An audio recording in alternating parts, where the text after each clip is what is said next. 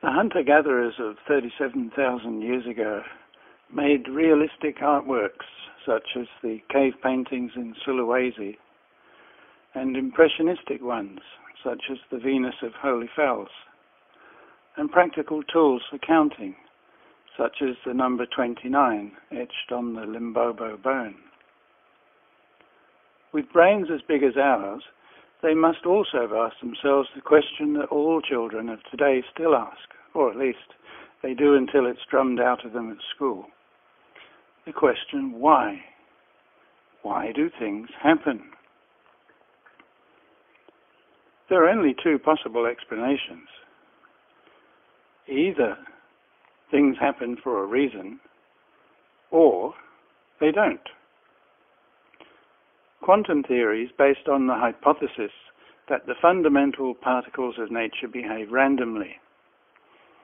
Whether the evident cause-effect relationships of the behaviors of everything we can see in the universe can arise out of random behaviors of photons and quarks and etc. is a wall that theoretical physicists built in the 1920s for them to bash their heads against. Happily, we can leave them to it, for their arcane pontifications are not what we're about here.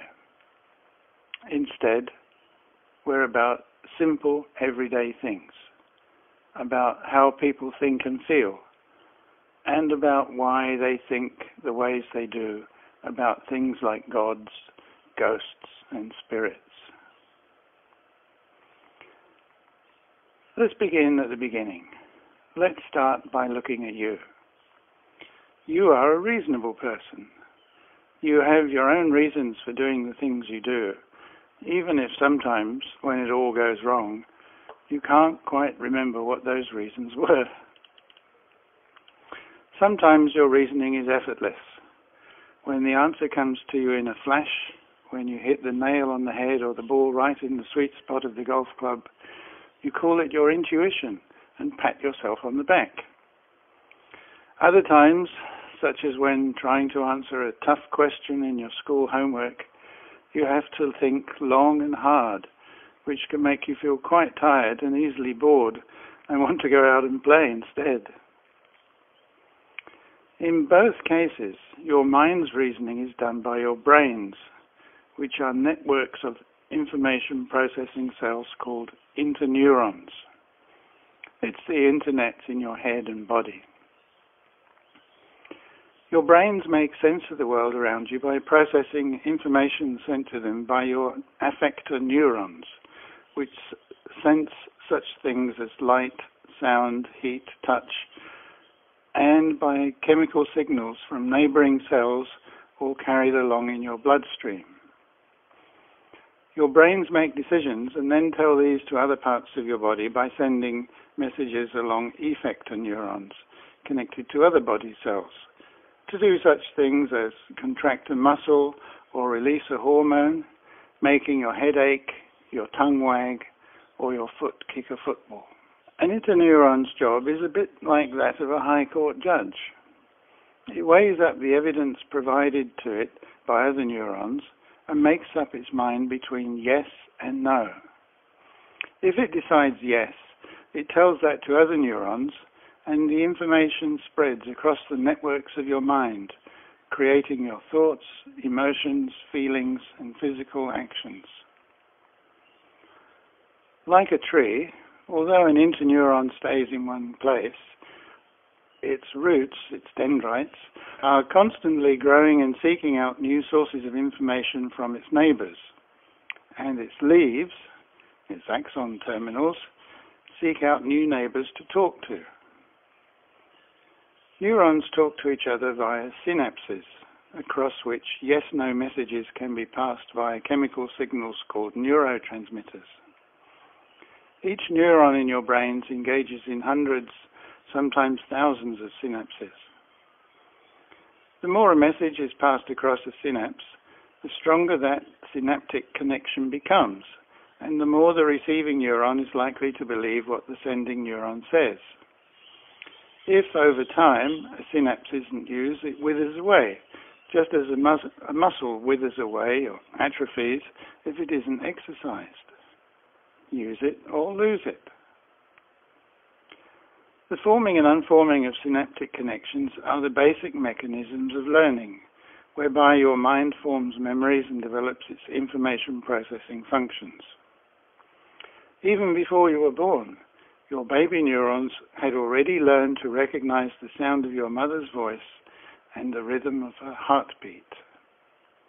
And when you came into the world outside her womb, you quickly learned to recognize your mother's face and the smell of her skin. Once you had begun to master the technique of gripping things in your fingers, you discovered, to your surprise and delight, that things like plastic toys fall down if you let them go. You discovered this as the reasoning being all babies are, by observation, thought, and experiment, by dropping toys out of your pram and watching them fall to the ground. Your mother was your helpful research assistant, picking up the toys and putting them back in your pram so you could drop them out again and watch them fall. It was great fun. Once you'd got big enough to get out of your pram and move about by yourself, you discovered that there are two kinds of things in the world. Animate beings like yourself, such as butterflies and elephants, that can move by themselves, and inanimate ones, such as spoons and balls and vegetables, that can't. And you discovered you could make both animate and inanimate things move by pushing them, by throwing balls and sticks, and by hitting balls with sticks. Some big babies never grow up, and even in their adult lives spend their free time watching other big babies playing baby games with balls, such as football, cricket, tennis, and golf. However, you soon found out there was a limit to your powers. You couldn't push things much bigger than yourself. And so your reasoning interneurons came to formulate your mind's understanding of the cause and effect laws of physics. Firstly, big beings can push little things about, but not vice versa. Secondly, things don't move unless somebody moves them, whereupon it follows that things don't happen unless a being makes them happen.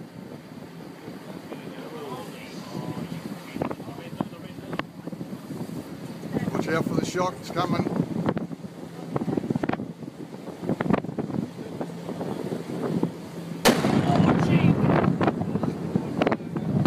And when something happens that seems unfair, when lightning strikes you but not your neighbor, you ask, why me?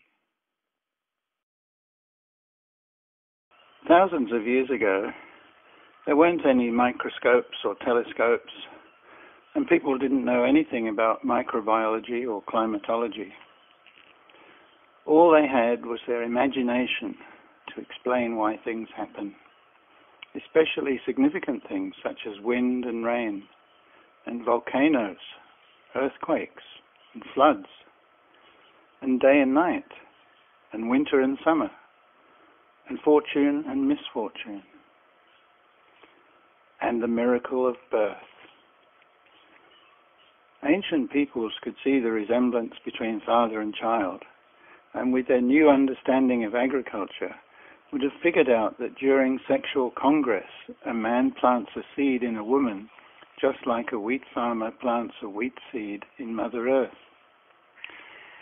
But as not every seed grows into a plant, and not every conjugal act produces a child, people would have reasoned that there must be a mysterious power controlling fertility. Their reasoning minds told ancient peoples that things don't happen unless somebody makes them happen. So they figured that the bodies that can make big things happen, such as a mountain explode, or a flower grow, or a baby be born, must be very big indeed. As there were no obvious candidates for such awesome powers down here on Earth, people naturally looked up into the heavens above for them. And up there were two giant bodies that roamed across the sky and stirred the imagination. The sun and the moon. The sun brings light and warmth to the earth, but the soft silvery light of the moon is more romantic.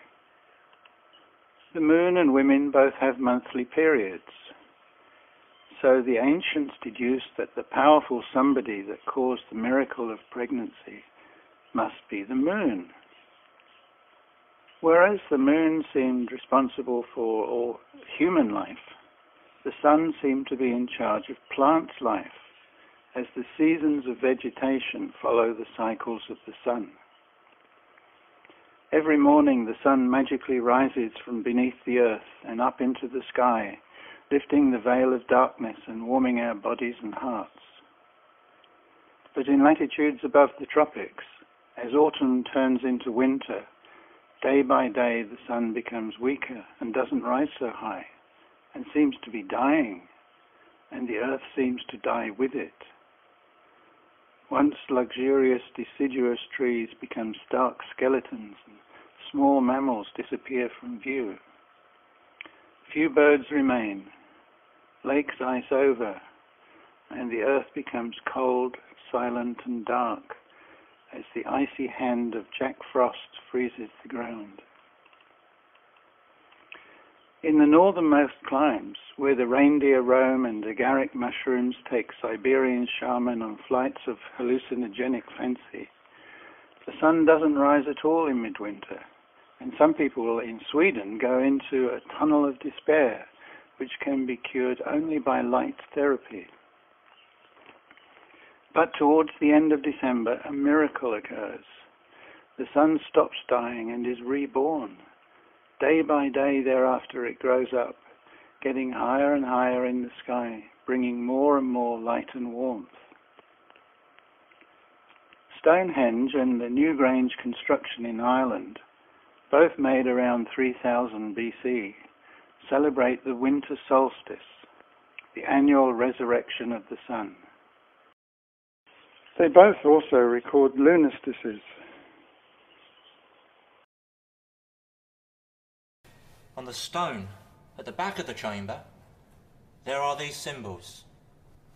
This stone, it's been suggested, is aligned with the eastern chamber on the far horizon, where every 18.6 years the moon sets. Could it be that Newgrange is not just about the sun, but also about the moon?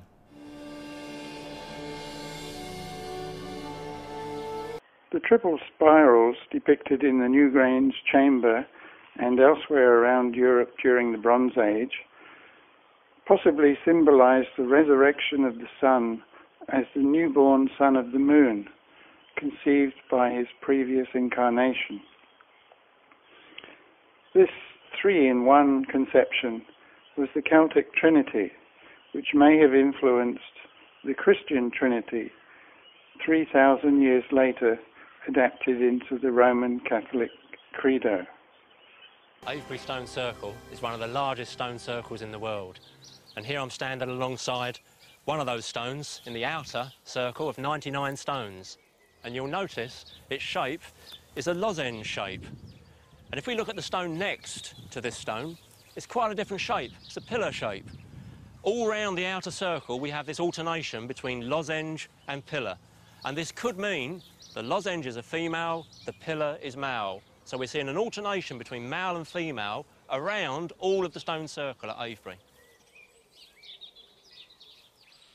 What we know about the people at this time shows that they were perfectly able to understand the movement of the sun and the moon. They were perfectly able to design their monuments to contain those movements. So therefore it's quite possible that Stonehenge was designed both to contain lunar movements and solar. I don't think there's any real doubt that the Neolithic period, the period of Stonehenge, was a period of modern mindsets which are very, very similar to ours. These were really our direct ancestors.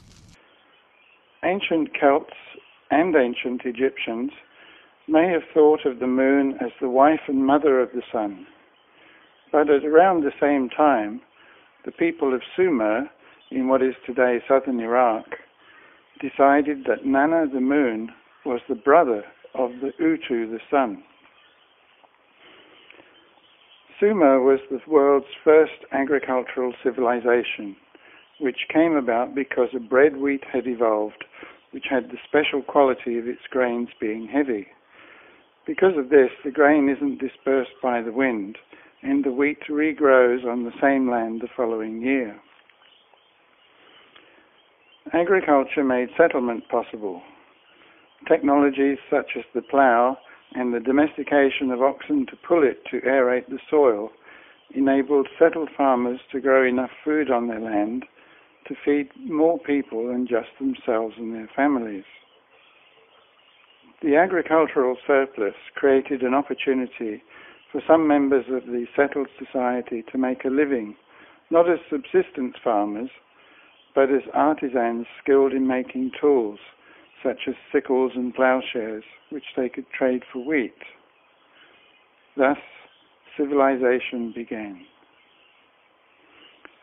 The Tigris and Euphrates rivers were so vital for their crops that the Sumerian people made Enki, the water god, the king of all the gods and the creator of life.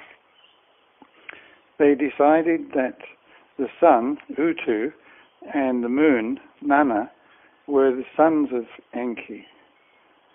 The curved shape of the crescent moon resembles the curved shape of the horns of a bull ox, so Nana was associated with the powerful bull. However, at the same time, the curved horns of an ox were to the Egyptians a sign that the moon was female, as exemplified by their goddess Hathor, the precursor of Isis.